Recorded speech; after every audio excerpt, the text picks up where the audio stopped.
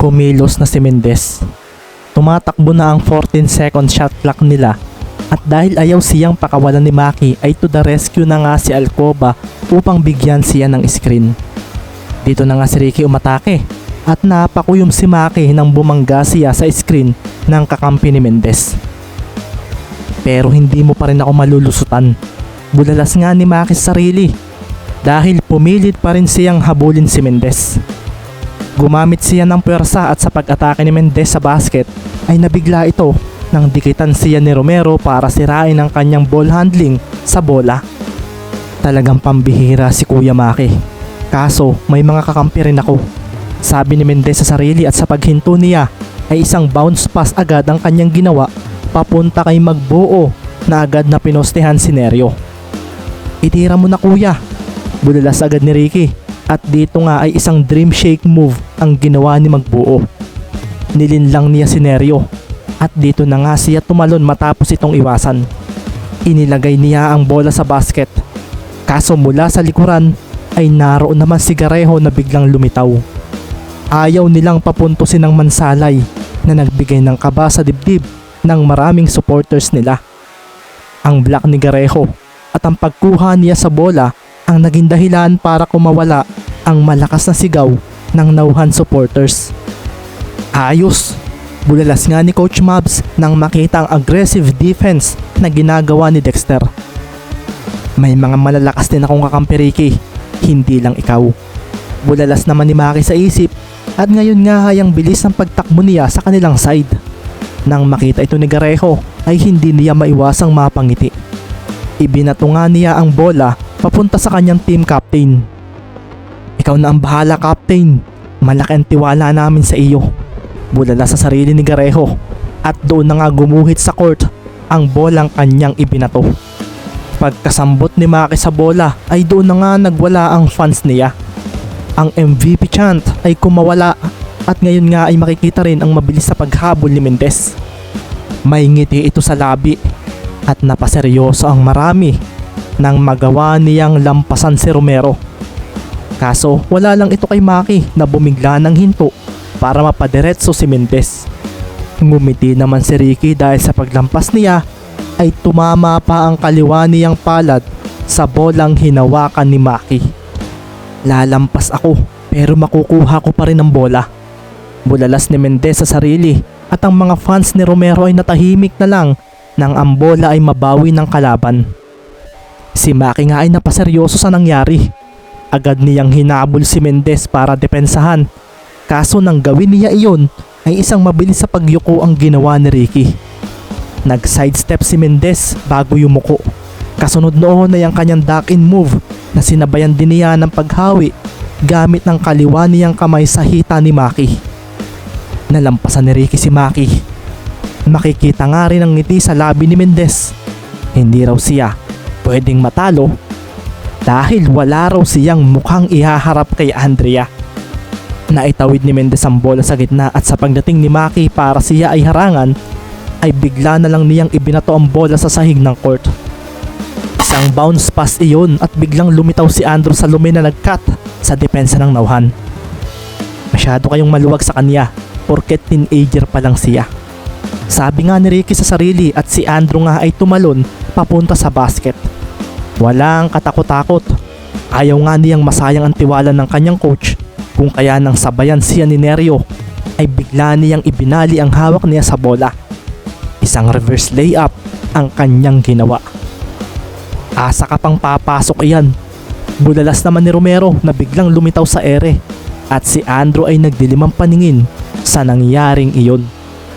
Maki, nasambit naman ni Coach Mabs dahil nakita niya ang determinasyon ni Maki na manalo. Kahit nakailang takbo na ito ay hindi ito napapagod. Hinampas ni Maki ang hangin dahil isang extra pass lang din pala ang gagawin ni Andrew Salome at dito na nga dumating ang kanyang kuya Gerald na nagdidilim ang paningin. Hindi kami pwedeng matalo. Bulalas ni Gerald at tumalon nga siya papunta sa basket. At dito na nga niya ay dinakdak ang bola sa basket na nagpakuyom sa mga manonood. Paglapag ni Maki ay napaseryoso na lang siya Dahil sa paglapag ni Gerald Valdez ay agad ding nagtakbuhan ang mga players ng Mansalay sa side nila. Walang selebrasyon ang magandang play na iyon. Hinihingal na si Maki pero hindi siya pwedeng mapagod. Napatingin siya sa kanyang mga kasamahan at kumuyumang kamao. 99-100 ang score matapos iyon at lamang ng isa ang Mansalay. Bumalik ang possession sa nauhan at sa pagbaba ni Maki sa bola ay tila nag-aabang na lang ang Mansalay sa gagawin nila. Si Ricky nga sa kanyang harapan ay nakabantay lang sa kanya na parang naghihintay ng tamang sandali. Pareho silang ayaw matalo pero hindi naman daw pwedeng magtabla ang game na ito. Umatake na nga si Maki at bumangga naman si Mendez sa screen ni Nereo. Isang switching ang naganap at ngayon nga ay si Magbuo na ang katapat ni Maki na ikinaseryoso ni Coach Cervantes. Bigla ring naglayuan ang mga kakampi ni Romero at isang isolation play ang ginawa nila para sa kanilang team captain. Pagtayo ni Magbuo sa tapat ni Maki ay agad na ngang umatake ang player na nakaberde. Ang bilis, bulalas ni Magbuo dahil bigla na lang siyang nilampasan ni Romero. Nagwala ang crowd sa nangyari at ngayon nga ay nakita na ni Romero ang basket. Kaso mula sa likuran niya ay nakahabol pa rin si Magbuo na ikinangiti niya. Oras na siguro para ma-foul out ka, sabi nga ni Maki sa sarili at bumigla siya ng hinto at pinasayaw sa dribbling niya si Magbuo. Napaseryoso naman si Marlon sa ginawa ni Romero at bigla siyang tumalon dahil sa pag-aakalang titira na ang kanyang katapat ng jump shot. Kaso fake lang iyon mula kay Romero na ikinakuyom ng mga manonood dahil ibinangga na nito ang katawan niya kay Magbuo at pinakawalan ang bola. Isang pump fake shot ang nasaksihan ng marami at sumilbato na nga ang referee habang ang bola naman ay bumulusok sa basket na tila batantiado talaga. Nilamon ng basket ang bola at makikita naman ang pagdilim ng paningin ni Mendez dahil sa ginawa ni Maki. Hindi na niya natulungan ng kanyang kuya Marlon dahil sa pagharang sa kanya ni Nereo. Basket counted. Bulalas ng referee at ang bola nga ay nahulog na sa sahig ng court. Si Romero ay makikitang nakaupo sa harapan ni Magbuo na hinihingal at nakakuyom ang kamao. Tumagundong ang buong venue dahil sa clutch play na iyon ni Maki Romero. Maririnig ang malakas na MVP chant at ngayon nga ay makikitang si Magbuo ay nakayuko na naglalakad papunta sa kanilang bench. Tanggal na siya sa laro at malungkot ang aura niya nang harapin si Coach Isaiah na ibinigay ang tiwala sa kanya sa larong ito. Hanggat kakampi ninyo ko, hindi tayo matatalo. Seryosong winika ni Maki sa kanyang mga kakampi na lalong lumakas ang loob na manalo sa game na ito. Nagwala lalo ang kanilang crowd at ngayon nga ay ipinasok na ni Coach Cervantes si Punsalan. Pinalabas din ito si Salome at ibinalik si Tuason. Naipasok pa nga ni Maki ang bonus shot at doon na nga napakuyom si Coach Mabs. Dalawa na nga ang lamang nila at may natitira na lamang na 45 seconds sa game. Kaunti na lang at sila ang magkakampyon. Depensa, huwag ninyo silang papuntusin, sigaw ni Coach Mabs at nagtanguan ng kanyang mga players. Defense! Defense! Defense! Bulalas ng crowd habang ang mga supporters naman ng Mansalay ay napadaop na lang sa mga palad nila na tila nagdarasal. Kailangan daw nilang makapuntos dahil kung hindi ay pwedeng matalo sila. Si Mendez nga na nagpapatalmog ng bola ay mabilis na binantayan ni Maki. Tumatakbo na ang oras at hindi na raw nila pwedeng hayaan pang makahabol ang Mansalay. Ricky, nasabi naman ni Andrea na nakaramdam ng kabog sa dibdib dahil parang ayaw itong palusutin ng kanyang defender na si Romero. Maganda ang ginawang depensa ng Nauhan sa Mansalay. Kahit magkaroon ng screen para kay Tuason ay nakakahabol agad ang depensa rito. Si Valdez naman ay inasawa na ni Garejo at ganoon din si Ledesma kay Alcoba. Mauubos ang shot clock ng Mansalay kung magpapatuloy ito. Si Ricky nga ay hindi pa rin makalusot kay Maki at nakakaramdam na nga ang binata ng kaunting kaba sa dibdib.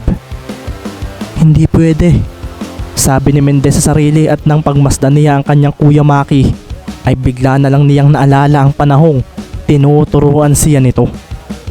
Ganitong ganito rin iyon. Hindi siya basta makalusot at kahit anong gawin niya ay wala siyang magawa. Ricky, gising! Kaso, tila may isang boses ang sumigaw sa isip ng binata. Boses ng isang babae iyon at biglang huminto si Mendez sa dribbling at hinawakan ng bola gamit ang dalawa niyang kamay na ikinaseryoso ng mga manonood. Maging si Maki nga ay nabigla sa ginawa ni Mendez. Huminga ng malalim si Mendez at ngumiti sa harapan ng kanyang kuya Maki. Ang shot clock ay 5 segundo na lang at sa paggalaw ng isang paa ni Mendez ay napagalaw niya si Romero nang hindi inaasahan. Ang kaunting pagkilos ni Romero na iyon ang naging trigger sa biglaang pagtalo ni Mendez na kinaseryoso ng marami. Nasa ere na si Mendez at pinakawalan niya ang isang malayong tres sa harapan ni Romero na nagawa rin namang sumabay sa kanya. Naubos ang shot clock ng Mansalay pero eksaktong nauna rito ang pagbitaw ni Mendez sa bola na ngayon nga ay nasa ere na nagbigay rin ng kabog sa dibdib ng lahat ng mga manonood. Papasok ba ito o hindi?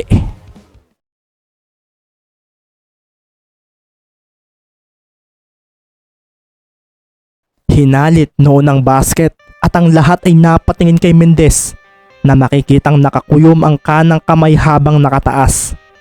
Si Romero naman ay napalingon dito at nakita niya ang mga mata ni Ricky na walang balak magpatalo sa kanya. 102 to 103 at lamang uli ng isang puntos ang Mansalay. 20 segundo na nga lang ang natitira at napatawag nga si Coach Mabs ng timeout dahil sa pangyayaring iyon. Ang mga taga Mansalay nga ay parang hindi pa makaget over sa tres ni Mendez dahil parang walang anumang special sa tirang iyon nito. Napaka-natural lang at basta na lang ito pinakawalan ni Mendez. Deadly shot. Ganito iyon dinescribe ni Maki sa kanyang isip. Ang mga ganoong tira ang madalas na nagpapapanalo sa mga laro na tulad nito. Ngayon nga ay makikita ang seryosong pag-uusap ng team ng nauhan sa bench nila. Gumagawa sila ng play at plano nilang ubusin ng 20 seconds bago tumira. 2 points ba o 3 points?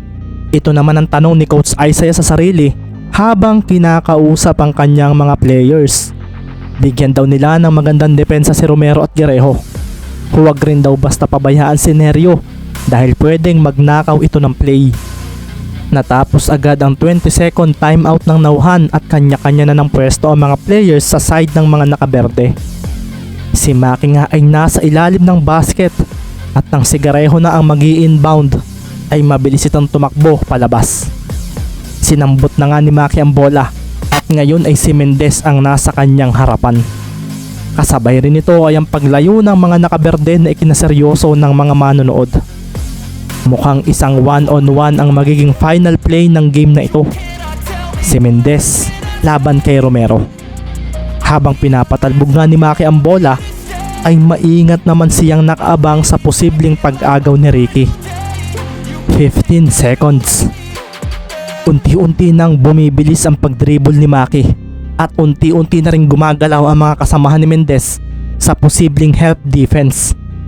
Ang mga manonood naman ay biglang kinabahan sa mangyayari. 10 seconds. Dumiin na nga rin ang sapatos ni Maki sa sahig at dito na nga rin siya gumalaw ng pakaliwa at pakanan. Si Ricky naman ang sandaling iyon ay dahan-dahang napangiti sa pwedeng mangyari. 7 segundo at dito na nga umatake si Maki Romero. Ang mga manonood ay napatayo na nga at nabigla ang lahat nang lampasan ni Romero si Mendez. Si Coach Mabs nga ay napakuyom na dahil nagtagumpay si Maki na iwanan si Ricky. Kami na ang panalo. 4 na segundo kaso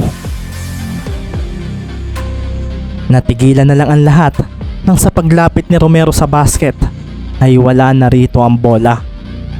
Kasabay ng pangyayaring iyon ay ang pagtingin nila kay Mendez na hawak na iyon. Nasa mga kamay niya ito at tila umihip ang hangin sa loob ng court dahil sa ngiti nito habang ang bola ay unti-unting binitawan papunta sa sahig ng court.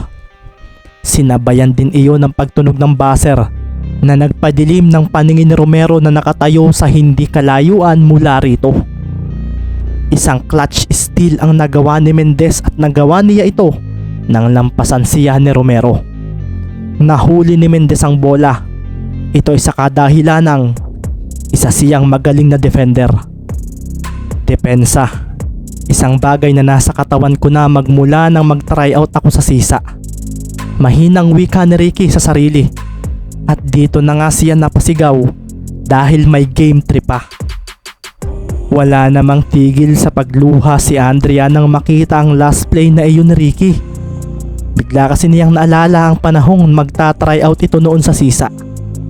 Ang isang bagay na sinabi niya rito para mapili ay ang depensa. Isang bagay na dala-dala pa rin ni Ricky kahit pa naging malakas na scorer ito. Naging delay ang naging reaksyon ng crowd sa unexpected play na iyon. Pero nang mag-sink in na sa kanila kung sino ang panalo, ay doon na nga nagwala ang crowd ng mansalay. Ricky Mendez! Ricky Mendez! Ricky Mendez! MVP! MVP! MVP! MVP! Ang mga kakampi ni Ricky ay napailing at parang maluluha sa nangyaring iyon. Ang galing mo, Ricky! Bulalas ng mga ito na agad na tumakbo para kuyugin ng player na nagpapanalo sa kanila. Napangiti naman ang magulang ni Ricky nang makita ang nangyayari sa loob ng court. Ang nanay ni Ricky ay parang maluluha dahil parang bumalik sa isip niya ang mga panahong masaya pa niyang pinapanood maglaro ng basketball ang kanyang kuya PJ.